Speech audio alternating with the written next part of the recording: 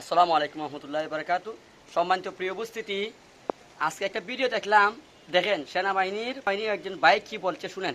নিয়ে যান, আমাদেরকে এখানে দিয়ে যান আপনাদের যে অস্ত্রগুলো। আমাদের টহলকারী বা আমাদের সেনাবাহিনীর দল কারো বাসায় গিয়ে বা কারো রুমে গিয়ে যদি এই ধরনের অস্ত্র পায় তাকে অপরাধী হিসেবে বিবেচনা করা হবে এবং তাকে আইনের আওতায় আনা হবে।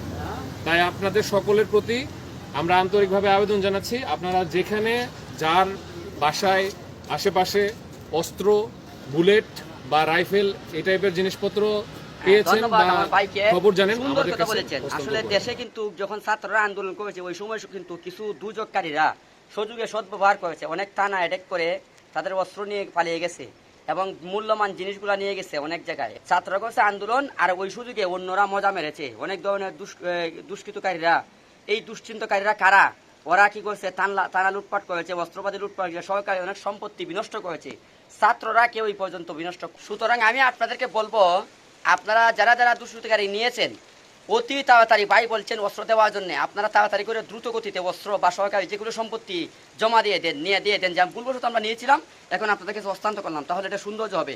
আর যদি কারো বাসায় পাওয়া যায় ওই ধরনের কোনো অস্ত্র বা কোনো ধরনের দেশীয় অস্ত্র অথবা কোনো সরকারি সম্পদ পাওয়া যায়, পরবর্তী কিন্তু সে জঙ্গি বলে গণ্য হবে। এই জন্য আমি দেশবাসীর কাছে অনুরোধ হলো, সারা বাংলাদেশ থেকে তারা দেখছেন যারা এই লুটপাটের সঙ্গে জড়িত, এবং বৃষ্টিতে ভিজতেছি এরপরে কথা বলতেছি, যারা এই লুটপাটের সাথে জড়িত বা সরকারি অস্ত্র নিয়েছেন, আপনারা অতি তাড়াতাড়ি থানা এবং উপজেলায় জমা দেওয়ার জন্য আপনাদেরকে আহ্বান জানাচ্ছি। যদি আপনারা নিজে নাও যান, অন্য কার মাধ্যমে হলো এটাকে হস্তান্তর করার জন্য আপনাদেরকে আহ্বান জানিয়ে এখানে বিদায় নিচ্ছি। আসসালামু আলাইকুম রহমতুল্লাহ।